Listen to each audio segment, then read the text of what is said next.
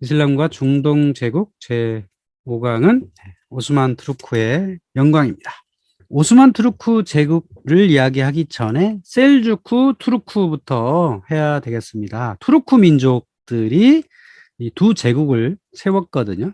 투르크 민족들은 우리는 돌골이라는 나라를 들어보셨을 거예요. 뭐 서돌골, 돌돌골 이렇게 한자로 번역이 됩니다. 그러니까 중앙아시아에 살던 유목민족이었어요. 그들이 점차 남하를 해가지고 그 아바스 왕조에 들어와가지고 용병으로 주로 복무를 하다가 그 아바스 왕조를 무너뜨리고 이제 거대한 제국을 이제 만들어냅니다.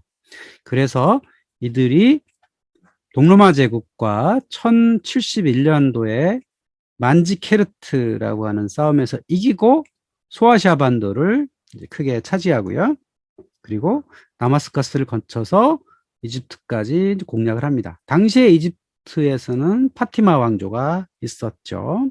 요 셀주크 투르크가 십자군 전쟁 시절에 유럽 군사들을 맞이했던 그런 사람들이기도 합니다. 그리고 이 셀주크 투르크에서 오스만 투르크라고 하는 사람들이 탄생을 했죠. 근데 이제 투르크를 그냥 역사가들이 구분한 거예요. 투르크 민족들이 세운 나라 중에 하나가 셀주크 투르크고 또 하나가 오스만이라는 사람을 대장으로 한 오스만 투르크다. 이렇게 구분하기 위해서 만들어 놓은 겁니다. 근데 여러분이 이런 얘기 들어보셨을 거예요. 터키인들이 한국을 형제국이라 부른다. 한동안 굉장히 많이 회자됐던 이야기예요. 그러면 왜 터키인들이 한국을 형제국이라 부르냐? 그러면 이런 해석이 있었죠. 그러니까 동돌골, 서돌골이 있었다. 근데 돌골이 고구려와 되게 친했기 때문에 거의 형제 관계였기 때문에 그들이 서쪽으로 이동을 해가지고 투르크를 세웠고 그 후손이 오늘날 터키니까 고구려와 형제 관계였기 때문에 오늘날 한국도 형제라고 부르는 것이다. 이렇게 해석을 많이들 했어요. 근데 제가 보기에는 이건 전형적인 잘못된 해석이에요. 여기서 말하는 형제라는 것들을 우리가 잘못 이해를 해서 그렇습니다. 형제, 그 brother, 뭐 sister, 이거를 우리가 형제, 자매, 뭐 이렇게 번역을 하잖아요. 근데 이 유일신 사상을 따르는 나라들, 예를 들면 유대교, 기독교, 오스만, 여기 이슬람에서 형제와 자매라는군요. 생각을 같이 한 사람을 형제, 자매라고 불러요. 여러분, 교회에서 자매님, 형제님 많이 부르잖아요. 이게 같은 개념이에요. 그러니까 같은 생각을 하는 사람들이 형제인 거예요. 그러니까 터키에서 한국을 형제라고 부르는 건 같은 생각을 했던 시기가 있었기 때문이에요. 그게 어땠냐면 바로 한국 전쟁 시죠. 터키 군인들이 한국 전쟁에 참여를 했죠. 미군의 요청에 의해서 꽤 많은 사람들이 참전을 했습니다. 그리고 1950년도부터 71년도까지 있었죠. 물론 전쟁에 처음에 와가지고 14,000명 정도가 참가했다가 전사가 720명이고 부상이 2,400명이다. 이렇게 했고 나중에 교대 근무까지 해서 71년까지 있었던 거죠. 이런 그 같은 생각을 공유했던 하나의 적이라고 봤던 북한과 아니면 공산국과 상대했던 그런 경험이 있기 때문에 형제라고 부른 겁니다. 그러니까 형제라는 의미는 여기서 나온 거예요. 알라는 위대하시다. 알라 루아바크르. 형제여 깨어나라. 알라를 해서 맞서 싸우죠. 그러니까 이슬람 제국은 모두 다 형제 국가인 거예요. 그러니까 터키가 보기에 이란, 이라크, 파키스탄, 뭐 이집트 이런 데가 다 형제 국가인 거죠. 그러니까 한국은 잠시 형제 사이인 적이 있었다라고 하는 겁니다. 그러니까 형제라는 의미는 이런 유일신 사상에서 나온 것이다 라고 보시면 되겠습니다. 자, 이 셀주크 투르크가 있기 전에 왕조가 아바스 왕조라고 했잖아요. 아바스 왕조 때 아주 그 최고의 화려한 전성기를 누렸죠. 동서 교역을 통해서 동방의 문화를 서방에 전해주고 서방에 있는 것들을 동방에 전해주는 중간 교육 역할을 했기 때문에 그 아바스 왕조에서 만들었던 많은 학문들이 서유럽을 건너가서 르네상스를 일으키게 하는 큰 역할을 했던 거죠. 그런데 그 아바스를 무너뜨리고 그 무력 저지를 했던 사람들이 몽골 사람들이에요. 그 몽골의 일파인 사람들이 와가지고 세운 나라가 일칸국이에요. 일한국, 일칸국 이렇게 부르는데요. 이슬람과 몽골이 싸워가지고 결국 몽골이 승리를 했던 거죠. 같은 유목제국이었지만 북방에서 내려온 몽골 병사들이 훨씬 더 강력한 전투력을 이제 발휘했던 거고요. 그러다가 이 몽골 병사들이 최초로 패배했던 전쟁이 있어요. 그게 아이잘루트 전투라고 하는 건데 1260년에 시리아 사막지대에서 있었던 거죠. 이슬람 맘루크병, 그러니까 이집트에 있었던 맘루크병과 같은 수의 몽골 트르크계 키투부카가 격돌을 했는데 이전까지의 몽골이 싸운 전투에서는 모두 다 몽골이 승리를 했는데 이 경우에는 아무래도 안방에 싸우니까 지형과 기후에 이 맘루크 병사들이 유리했던 거죠. 그래서 결국은 몽골이 이 시기에 패하게 되고요. 몽골은 더 이상 서방 원정을 진행하지 않습니다. 제가 보기엔 몽골이 왜 여기서 패했냐? 여기는 사막지대였기 때문에요. 그러니까 사막에서는 말이나 낙타 같은 것들도 현재 기후에 아주 적응을 잘했잖아요. 근데 몽골 병사들은 주로 초원지대에 적응을 잘한 사람들이어가지고 사막에서는 약했던 거죠. 결국은 그렇게 해서 이 몽골의 이 서방 진출을 막았던 사람들이 맘루크였던 거고, 그럼 참고로 이 몽골에 대해서 이렇게 한번 그려보면 이래요. 몽골이 징기스칸이 처음에 이제 몽골 고원에 출발해가지고 차가타이 칸국을 세우고 바투하고 수부타이가 서방을 공략하죠. 1241년도까지 가서 헝가리까지 몽골의 제국을 쭉 만들죠. 그게 삼남 어거데이까지 있었던 일이에요. 그러다가 이제 그 징기스칸이 주요 형제들이 사남까지 있었는데 사남의 톨로이가 일찍 죽었는데 톨로이 아들들이 4명 있었어요. 멍케, 쿠빌라이, 훌라구, 아리크부카가 있었는데 멍케가 이제 칸이었죠. 그리고 쿠빌라이가 둘째였는데 그리고 훌라구가 셋째. 이 훌라구는 자기 땅을 찾아서 서쪽으로 떠나가지고 오늘날의 이란 고원을 차지했고 거기서 아바스 왕조 무너뜨리고 그곳에 칸국을 세웠던 거죠.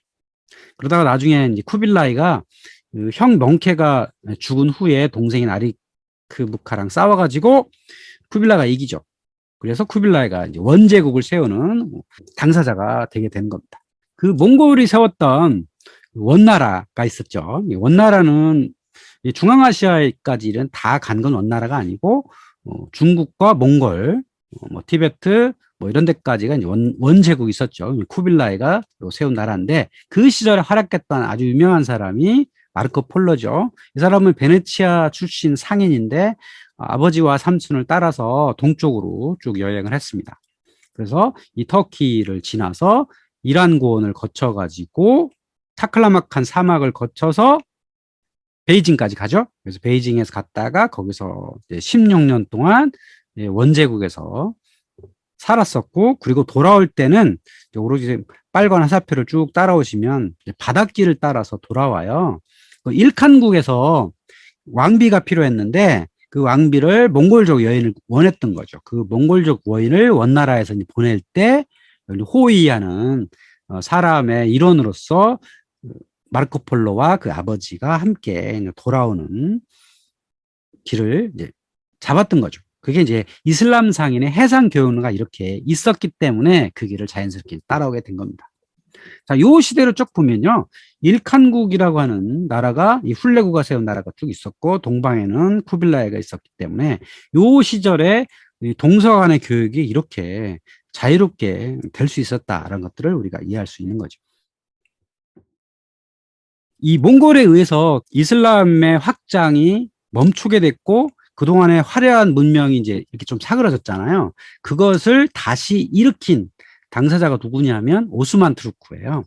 오스만 투르크는 그러니까 투르크의 일족인 거죠. 투르크족의 일족인데 오스만이라고 하는 부족장 개념에 이 사람의 이름을 따서 후대 역사가들이 오스만 투르크라고 불러요.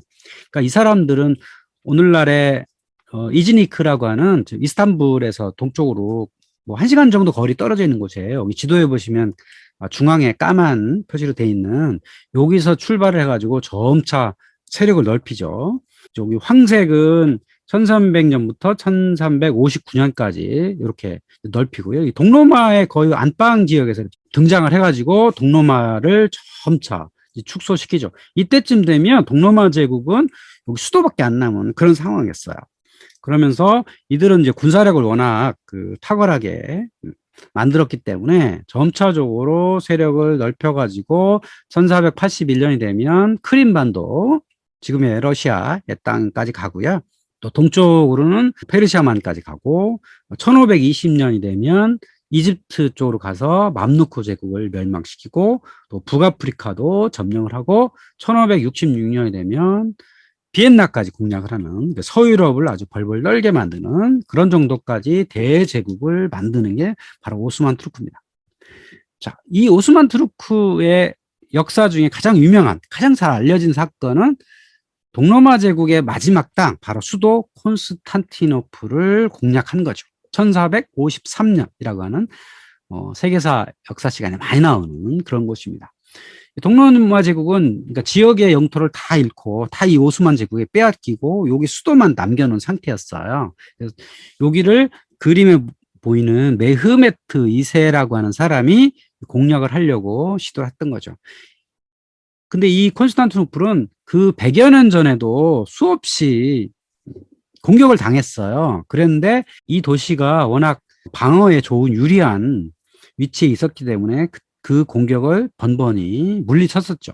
이 도시를 쭉 보시면 삼각형 생겼잖아요. 남쪽도 바다고 북쪽은 금강만이라고 하는 만이 있고 그 만 입구에다가 쇠사슬을 딱 쳐놓으면 이제 배들이 못 들어와요. 그러니까 아군 배만 들어올 수 있고 적군 배는 못 들어오게 막을 수 있었고, 그다음에 서쪽에는 삼중 성벽이 쫙 쌓여 있었죠. 그래서 일반적인 기병으로 공략해가지고는 이 삼중 성벽을 뚫을 수가 없었던 거죠.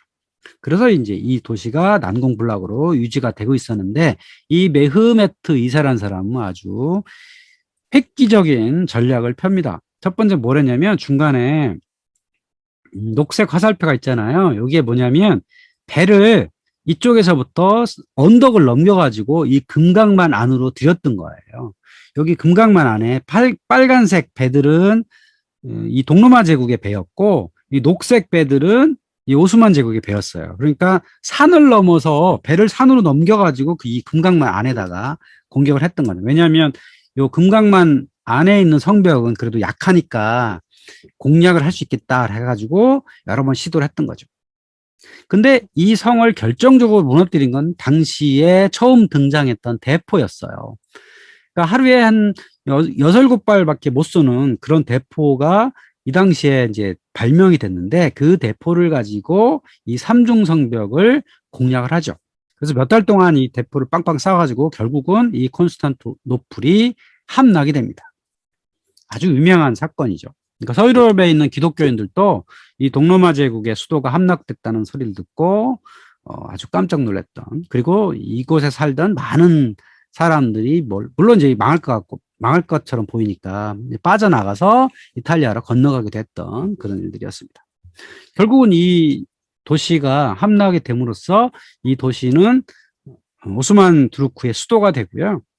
그곳에 있었던 하기야 소피아 성당이 이제 모스크로 바뀌게 되는 일이 만들어지죠. 오늘날에도 여기를 가보면 원래 이름은 하기야 소피아인데 지금 이름은 아이야 소피아라고 하는 박물관이 되었죠. 그래서 최초의 기독교 교회로 건축이 되었다가 1453년에 이제 모스크로 변경이 되죠. 그래서 주변에 이렇게 미나레트가 서 있죠. 그리고 1935년에 박물관으로 개장이 되어서 누구나 들어갈 수 있는 그런 곳이 되었었습니다. 물론 안에 들어가 보면 무슨 유품이 뭐 박물관처럼 이렇게 보관되어 있고 전시되어 있고 그런 건 아니에요. 근데 건물 자체가 박물관이고, 그리고 안에 들어가 보면 예전에 이 동로마 제국에서 그려놨던 모자이크 것들이 많이 있거든요. 그 자체로서 박물관 기능을 했던 거죠.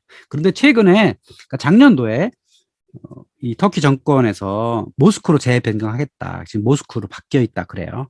그래서 지금 모스크가 되었기 때문에 관광객들이 어떻게 들어가는지는 잘 몰라요. 한번 가봐야 될 것 같습니다. 어쨌든 이 문명이 과거에 있었던 것들이 바뀌어가지고 지금 공존하고 있다. 이런 현장을 이제 우리가 발견할 수 있는 거죠. 자, 오스만 투르크가 기독교 세력과 싸웠던 것 중에 하나, 또 유명한 사건이 로도스 섬 공략이죠. 그러니까 동로마 제국이 육지의 영토는 다 잃고 이제 수도까지 잃어버리고 여기 결국은 망했는데, 이 해상, 바다에 있는 여러 섬들은 여전히 기독교 세력이 많이 남아 있었어요. 그게 대표적인 게 로도스 섬, 키프로스 섬 이런 것들이었죠. 그 섬들에는 누가 있었냐면 십자군 전쟁 당시에 서로마의 기사들이 와서 예루살렘 왕국에서 있다가 나중에 그 예루살렘 왕국과 여러 기독교 왕국들이 점차 망하고 그래서 쫓겨나거든요. 그래서 쫓겨났던 사람들이 일부 특히 성 요한 기사단들이 이 섬을 점령하기 시작한 거죠. 그래서 1309년 성 요한 기사단이 이 예루살렘 왕국에서 철수해가지고 로도스를 점령해가지고 거의 한 200년 동안 이곳에서 머물러 있었습니다. 여기 빨간색 표시가 있는 것이 로도스 섬입니다. 이 로도스 섬은요, 이 오스만 제국의 배들이 지나갈 때 해적질을 많이 했어요. 이거를 이제 함락을 시키려고 오스만의 황제들 노력을 많이 했죠. 근데 결국은 1522년에 술탄 술레만 2세가 6개월 동안 공략을 해가지고 함락을 시킵니다. 이 오스만 제국은 전형적인 육군 국가예요. 해군이 거의 없었어요. 해군으로 싸운 능력이 별로 없고요. 육군으로 잘 싸운 국가였기 때문에 이 로도스섬 공략도 거의 육군식으로 했어요. 그러니까 바다에 가서 이렇게 상륙하면서 싸운 게 아니라 일단 저 멀리 여기 로도스 섬의 수도 도시가 저 북쪽에 있는데 남쪽으로 상륙을 해가지고 남쪽에서부터 북쪽 여기도 이 성을 둘러싼 높은 이제 성이 있는데 여기를 이제 공략했던 거죠. 이때에도 대포가 많이 쓰였어요. 근데 이때의 대포는요, 오늘날 대포가 많이 달라요. 오늘날에는 대포에다가 이제 포탄을 넣어가지고 그래서 이제 포탄 알이 날아가면 펑 터지는 거잖아요. 근데 옛날에 이 대포는요, 여기다가 돌을 집어넣었어요. 그러니까 원래 화약을 다 집어넣고 그 안에 또 돌을 넣어가지고 이제 대포를 빵 쏘면 이 돌이 벽에 맞아가지고 벽이 무너지는 이런 개념으로 했던 거예요. 그 제가 로도섬에 가봤더니 그 둥근 돌이 있는 거예요. 이게 포탄 알인 거예요. 여기 어떤 남자가 막 오른손 들고 있잖아요. 까만 옷을 입은. 그 로도섬에서 얼마나 치열하게 싸움이 있었는지를 이제 발견하게 된 거죠. 이게 바로 이제 술탄 술레만 2세가 쐈던 그런 포탄 알이었습니다.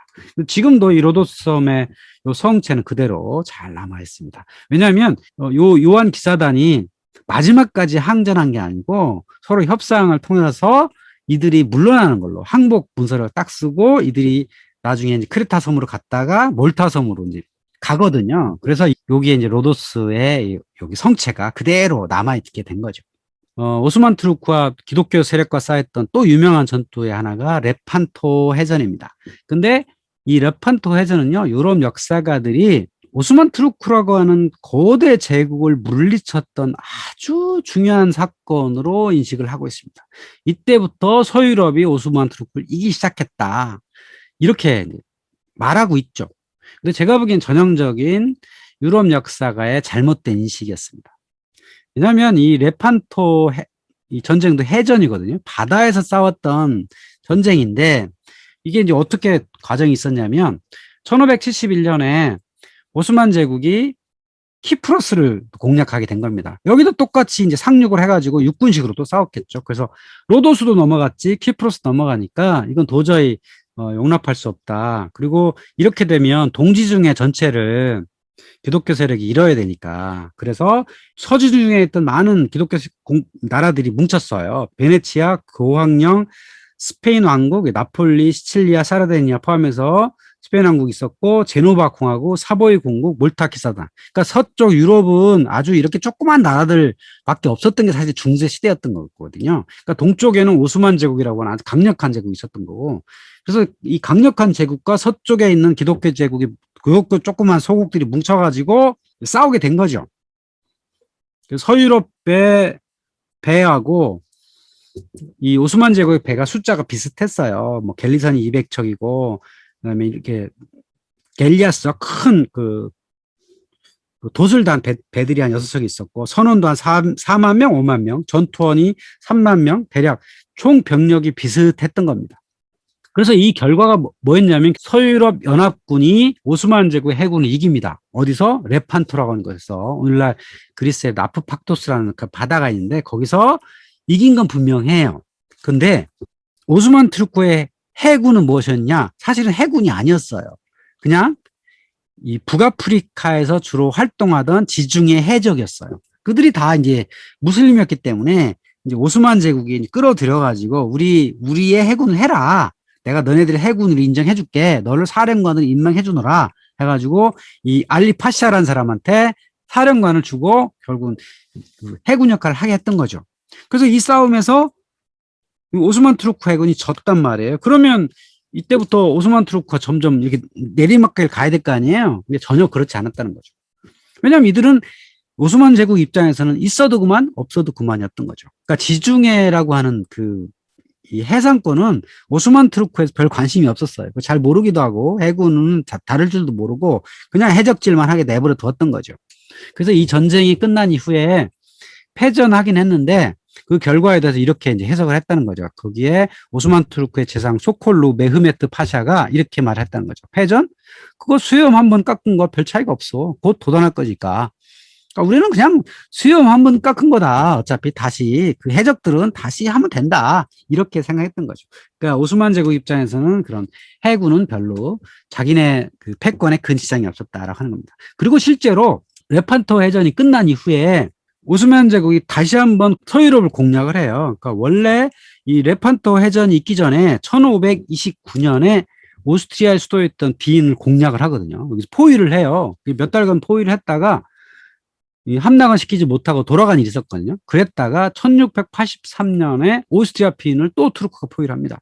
그러니까 1559년부터 1683년까지 여전히 이 발칸반도, 북아프리카 이 지역에서는 이 동지중해 이 권역에서는 오스만 투르크가 여전히 강력한 제국이었다고 하는 거죠. 그에 비해서 서유럽은 여전히 이 오스만 투르크에 상대할 만한 나라가 등장하지 않았었습니다. 이게 이제 그 당시에 상황이었던 거죠. 그래서 요 시대에는 오스만 투르크가 최고 전성기였고 유럽은 최약체였다. 그래서 이 북아프리카에 있었던 많은 그 사라센 해적들이 이탈리아, 프랑스 남부, 스페인, 발칸반도의 그 달마티아 해안 이쪽을 계속 해적질을 해가지고 유럽인들이 아주 굉장히 힘들었던 아주 먹고 살기 힘든 그런데 맨날 해적이 와가지고 사람을 잡아가서 몸값을 요구하고 하니까 굉장히 견디기 어려웠던 아주 모욕적인 시대였다고 할 수 있죠. 오스만 투르크에 그만큼 당할 수밖에 없었던 그런 시대였다고 할 수 있겠습니다. 그 오스만 투르크를 이런 강력한 제국으로 유지하게 만들 수 있었던 그 군사력, 그걸 뒷받침한 최정예 부대를 예니체리라고 불렀어요. 그러니까 원래 오스만 투르크, 그 앞에 있었던 셀주크 투르크는 이 투르크족들은 이 개인들이 뭉쳐서 만든 나라예요. 그러니까 유목민들이라는 건 기본적으로 전사하거든요. 평상시도 늘 늑대와 싸우고 양과 소를 치고 말 타고 이동하고 이게 사실 군사들의 활동이 똑같잖아요. 그래서 사실 통제가 잘 안 되는 게 유목민들의 부대이기도 해요. 그리고 그들의 이제 생각이 맞으면 같이 가는 거고 생각이 안 맞으면 안 가는 거고 뭐 이런 부대의 유목민들의 특징이거든요. 그런데 이 오스만 투르크가 지금의 터키나 아나톨리아 반도하고 유럽 지방을 이제 점령을 하다 보니까 뭐가 필요하냐면 보병부대가 필요한 거죠. 그러니까 유목민들은 대부분 경기병대라고 해가지고 무장을 무겁게 안 해요. 왜냐하면 그런 이제 몸이 무겁잖아요. 그러니까 가죽옷 정도밖에 안 입고 말 타고 싸운단 말이에요. 근데 이 기병만 가지고 전쟁에 승리를 할 수는 없어요. 보병이 있어야 되거든요. 그래서 기존 유목민 경기병대가 단점이 부각되기 시작한 거죠. 함락을 제대로 시킬 수 없는. 그리고 그때부터 막 성체가 많이 생기기 때문에 성체를 이 포위하고 함락하기에는 기병대만으로는 어렵다는 거죠. 그리고 그래서 보병이 있어야 되고 또 유목민들이라는 건 또 생업이 있잖아요. 돌아가야 된단 말이에요. 그러니까 항상 군대가 유지가 되는 상비군이 필요하다. 그래서 그 상비군을 육성하기 시작했던 거죠. 어떻게 하냐면 특히 발칸반도에 있었던 그 기독교 가정에서 그 남자아이들을 징집을 합니다. 그러면 어떤 책에는 남자아이들을 노예로 데려갔다, 뺏어갔다, 뭐 이렇게 이제 써 있기도 한데 제가 읽어보니까 사실은 남자아이들이 군대 가는 건 지극히 자연스러운 일이거든요. 그리고 출세할 수 있는 길이기도 하고요. 그래서 이 기독교 마을에 가가지고 징집 하는 담당관이 가서 여러 아이들을 모은단 말이에요. 모아가지고 그 중에서 뛰어난 애만 골라갔대요. 그러니까 좀 체격이 좋은 애들이겠죠. 그런 사람들만 골라갔을 정도로 강제로 끌고 간 건 아니고 이들이 이제 부대로 들어가서 이슬람으로 개종을 합니다. 원래는 기독교 가정에 이제 출생자들이니까 이들을 이슬람으로 개종을 한 다음에 훈련을 많이 시키겠죠. 그래서 이들이 서유럽에서는 악마의 부대라는 별칭이 붙을 정도로 아주 용맹했다는 거죠. 왜냐하면 이들이 이곳에서 용맹하게 싸우면 싸울수록 승진할 수 있는 거고요. 오스만 제국의 정예 부대로 이름 났기 때문에 출세길이 열리잖아요. 그래서 이들 중에서 고위 관료가 많이 탄생을 했고, 그래서 승진할 수 있는 중요한 통로가 되었다. 그러니까 술탄이라고 하는 오스만 제국의 이제 황제, 술탄, 이 사람들은 자기 혈통만 중요하게 생각하고 나머지의 이 투르크 사람들, 이 사람들을 키우지 않았어. 왜냐하면 그 사람들이 자기 왕위를 위협할 수 있잖아요. 그러니까 이들은 안 키워주고 오히려 이 예니체레 출신의 똑똑한 사람들을 재상으로 많이 썼던 거죠. 그리고 이들이 결혼을 못하게 했어요. 결혼을 하게 되면 또 계속 거기에 이제 물려주게 되고, 예, 신분을 물려주는 게 생기잖아요. 그러다 보니까 그걸 못하게 하니까 이런 이 예니체 출신들의 재상이나 이런 관료들은 꽤 믿을만 했던 거죠.